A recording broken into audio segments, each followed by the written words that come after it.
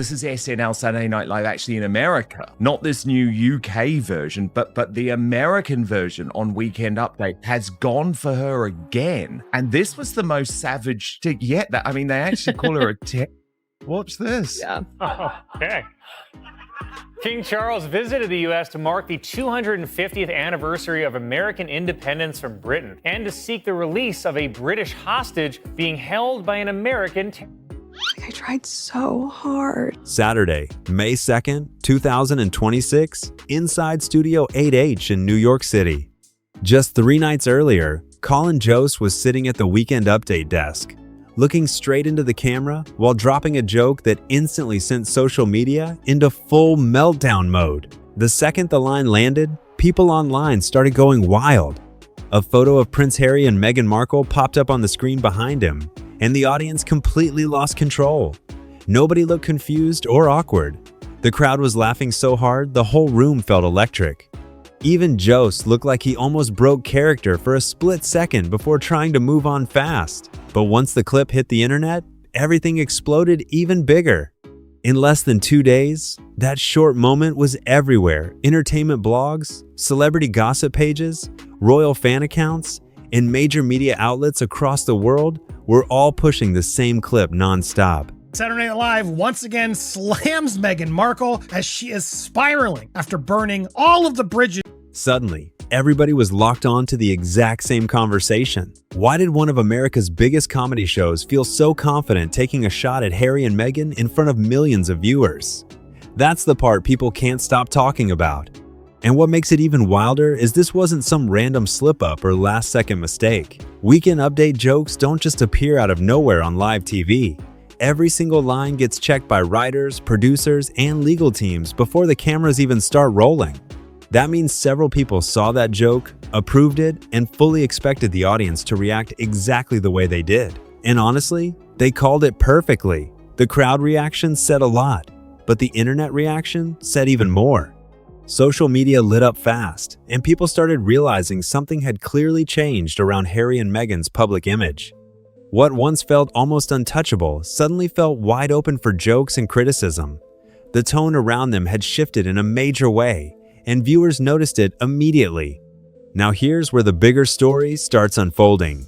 Because if you rewind back to May 10th, 2025, you can spot almost the exact same pattern happening again. Same show, same desk, same Colin Jost, and once again, another royal joke sent the audience into complete chaos.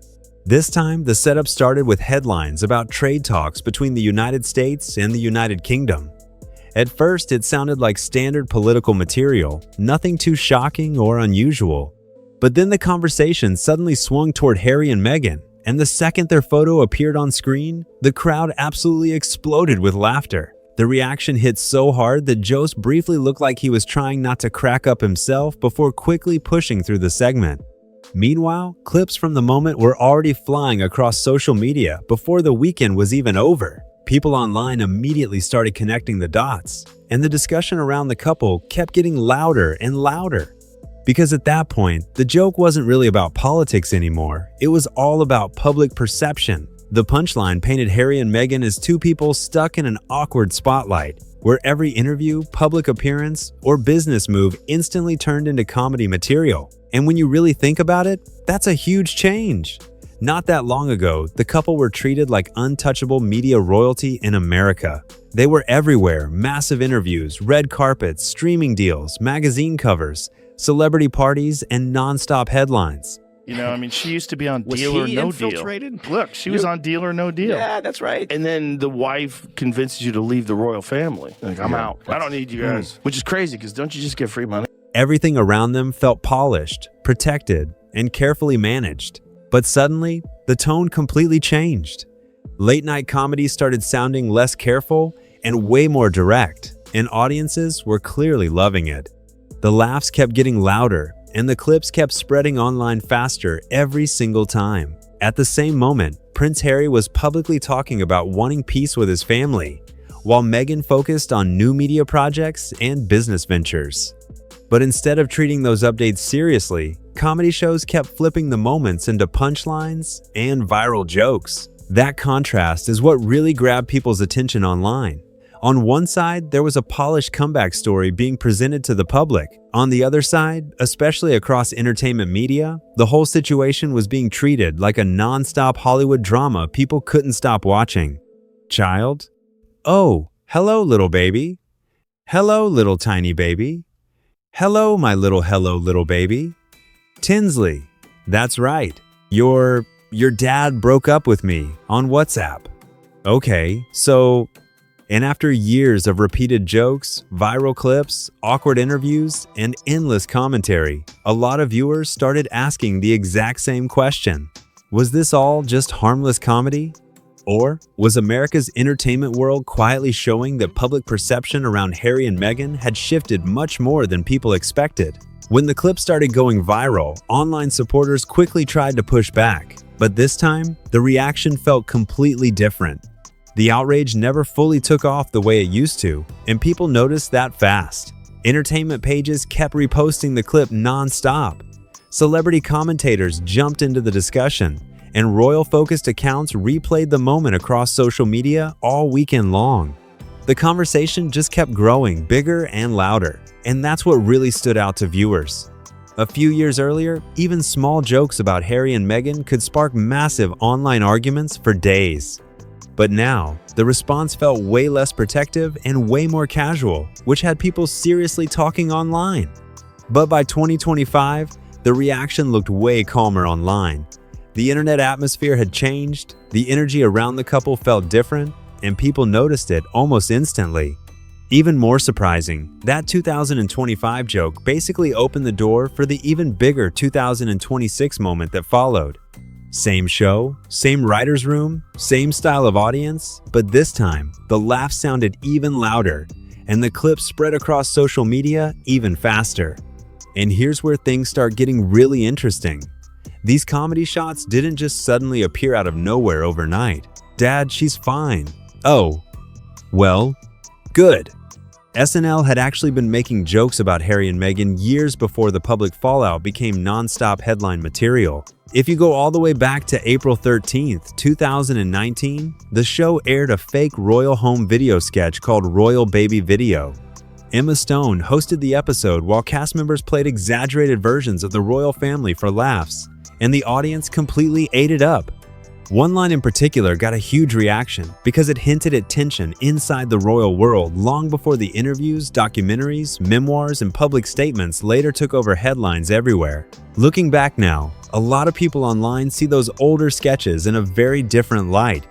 That's the wild part when people look back at it now. At the time, most viewers just saw the sketch as edgy comedy. But years later, royal commentators online started revisiting those clips because some of the jokes suddenly felt strangely predictive. And what really stood out was that nobody involved ever tried to pull the jokes back afterward. There were no major apologies, no public corrections, and no panic from the network. The sketches stayed online, the clips kept circulating, and certain punchlines basically turned into internet memes that royal watchers still repeat today. All right, look who it is. It's one of my ex-girlfriends. Excellent, Miss Tinsley Granger-Gash. Yeah. Hi, Tins. You want to say something to my future child? Oh, hello, little baby. Hello, little tiny baby. Little Florence Little Tins, baby. right? Your dad broke up with me on WhatsApp. One deadpan line especially took on a life of its own. Every time another controversy or awkward public moment showed up in the headlines, people rushed to repost that exact clip again. What started as a quick comedy sketch somehow stayed alive online for years. And that says a lot about how powerful late-night comedy can become once the internet locks onto a moment. Excuse me. Now, before getting deeper into the Harry and Meghan coverage, it's important to remember that another royal figure also became a massive target for comedy on American television around that same period, and the reaction around those jokes got just as loud online. By early 2022, Prince Andrew was already facing massive public criticism and non-stop negative headlines everywhere. SNL leaned directly into that public image during Weekend Update, delivering several sharp jokes about the situation without holding back. The crowd reacted instantly. Colin Jost delivered the lines with a completely straight face, while the audience burst out laughing across the studio. The tone wasn't careful or soft at all. It came across cold, direct, and built to land hard with viewers. And as time went on, the jokes only became even more aggressive. By late 2025, new royal headlines pushed Andrew back into public discussion again, and SNL returned to the topic during another Weekend Update segment. This time, Michael Che handled the joke, and the reaction inside the studio got so intense that entertainment outlets were already covering the clip by the very next morning. Some media outlets even described it as one of the harshest royal punchlines the show had aired in years. Now, to be completely fair, context absolutely matters here. Public allegations and investigations are serious subjects, and accusations alone do not equal guilt.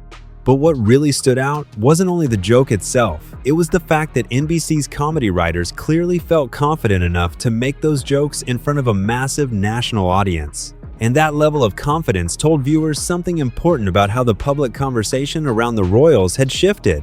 By that point, certain royal figures had completely crossed over from protected public personalities into recurring comedy material for American television. And once that shift happens, it becomes extremely difficult to reverse. In entertainment, once audiences start expecting the punchline, writers usually keep delivering it over and over again. Then came the moment that really tied the entire story together, May 2nd, 2026. Same Weekend Update desk, same crowd, same charged energy inside the studio. Colin Jost had already delivered multiple jokes involving Harry and Meghan, and by then the audience was fully locked into the segment. Then, the final punchline landed. A photo of Prince Andrew appeared on screen as another sharp royal joke hit the room, and the reaction instantly shifted from surprised gasps into loud laughter echoing across the studio. The moment felt explosive, and people online picked up on it immediately. Within hours, entertainment outlets, celebrity blogs, and social media accounts were already reposting clips and breaking down the segment nonstop. But the reactions surrounding the joke ended up telling a much bigger story than the joke itself. By that stage, SNL was no longer treating royal headlines like rare or sensitive moments. The royal family had basically become recurring material for mainstream American comedy. Different names, different controversies, different headlines, but viewers kept noticing the same pattern. Harry and Meghan were often framed as symbols of nonstop public drama and media attention, while Andrew became shorthand for controversy and embarrassment in late-night comedy discussions. And King Charles often got portrayed as the exhausted figure caught in the middle of all the royal chaos. Whether people agreed with those portrayals or not, one thing stayed consistent: the audience reactions were always huge. Andrew Mountbatten Windsor, the former prince and current river corpse, has been arrested and now may be banned from ever taking the throne. In fact, the royal family said the only way he can become king is if it comes down to either him or Meghan. That leads directly into one of the most talked about SNL royal moments from late 2023. December 16th, 2023, the Wales family holiday card gets posted online, and almost instantly, social media starts tearing it apart. People began questioning details in the image, throwing around editing accusations, posting theories, and debating nonstop over whether the photo had been altered. The story exploded so fast that major media outlets across the world started covering the discussion around the clock, and SNL wasted absolutely no time jumping straight into the moment. During Weekend Update, Colin Jost paused dramatically before dropping another quick royal punchline, and the studio erupted immediately with laughter. Then the show pushed the joke even further by displaying a parody version of the holiday card on screen. The visual gag spread online almost instantly because people couldn't stop reposting it across social media, and that's why the moment became such a big deal.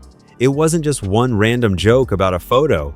The writers took several ongoing royal conversations, mixed them together into one fast comedy bit, and turned weeks of internet speculation into a national television punchline in less than 15 seconds. That's what SNL tends to do when it senses public opinion starting to shift, and over time, the pattern became almost impossible to ignore. Back in 2018, Harry and Meghan were mostly presented as exciting newcomers. American media coverage around them felt glamorous, modern, and overwhelmingly positive. Meghan especially was often portrayed as the fresh outsider bringing new energy into the royal world. But by 2019, the tone in comedy started getting noticeably sharper. Then, as the early 2020s rolled in, jokes about family tension, public interviews, and constant media attention became regular material across late-night television. By 2023 and 2025, the humor had turned even more blunt. The punchlines focused less on fairy tale celebrity status and more on controversy, branding, viral moments, and nonstop public exposure. And every single year, audiences reacted louder and louder. That's the part that really stands out when people look back at the timeline now. It no longer felt like one random comedy segment here and there. Instead, it started looking like a long-running shift in public perception playing out in real time through entertainment media. Each year, the jokes got bolder, the audience reactions got bigger, and the online conversation became harder to ignore. Meanwhile, Harry and Meghan kept moving forward with interviews, documentaries, business launches, media appearances, and lifestyle branding projects.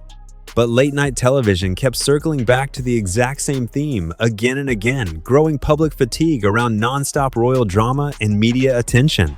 That contrast quickly became comedy gold for writers. And whether people support Harry and Meghan or criticize them, one thing became pretty clear over time.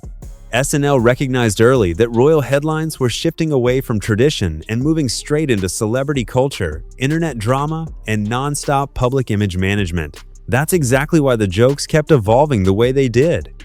Now here's the craziest part. A lot of people think this all started recently, but it actually goes all the way back to the royal wedding itself on May 19th, 2018. Harry and Meghan had just married at Windsor Castle in front of a massive global audience. The ceremony was emotional, elegant, and watched by millions of people across the world. For many viewers, it felt like a real-life fairy tale playing out live on television. But later that very same night, Weekend Update went live on NBC, and SNL wasted absolutely no time turning the royal wedding into comedy material for American audiences. The reaction inside the studio came instantly. While millions around the world were still caught up in the glamorous wedding atmosphere, Weekend Update hit viewers with sharp jokes aimed directly at the royal couple, and the audience laughed hard. Looking back now, a lot of people see that moment as the very beginning of a much bigger shift in how American entertainment started covering Harry and Meghan. What really made that moment stand out was how fast the tone shifted from celebration to straight-up satire.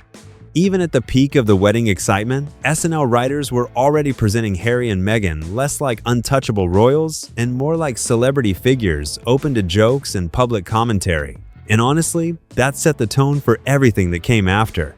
Fast forward to April 10th, 2021, just weeks after the Oprah interview dominated headlines across the world, actor Daniel Kaluuya hosted SNL and delivered a monologue that instantly caught attention online.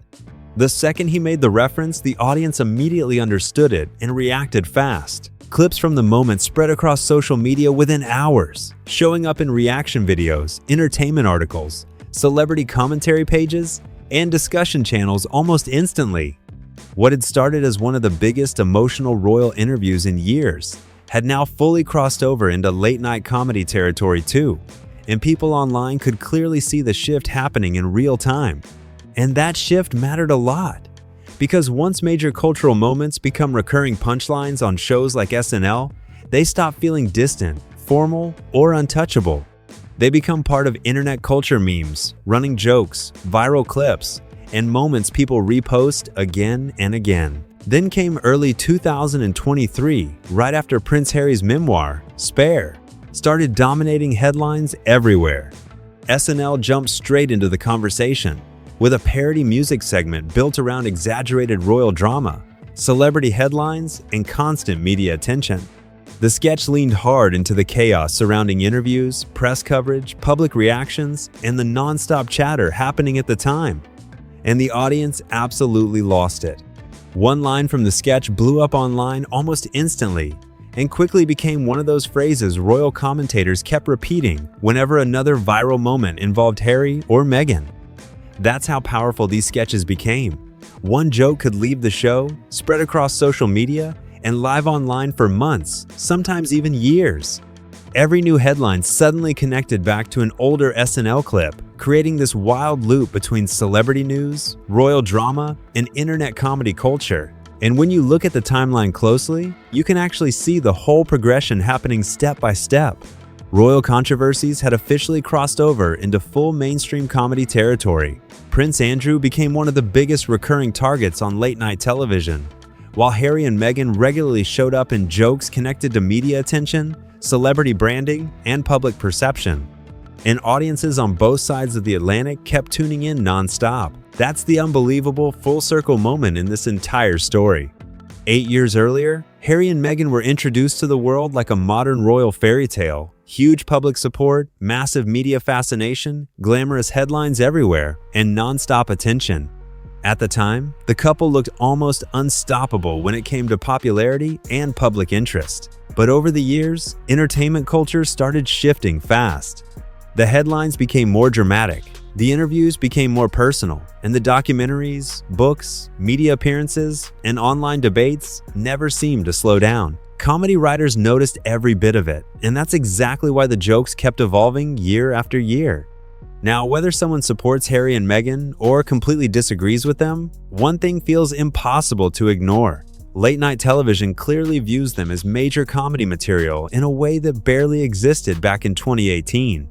And once public figures become part of the nonstop comedy cycle, every new headline risks turning into another viral punchline online. That's where things stand right now, because in today's internet world, public image can change overnight. If you enjoyed this breakdown, make sure to like the video, subscribe to the channel, share this with others, and drop your thoughts in the comments below.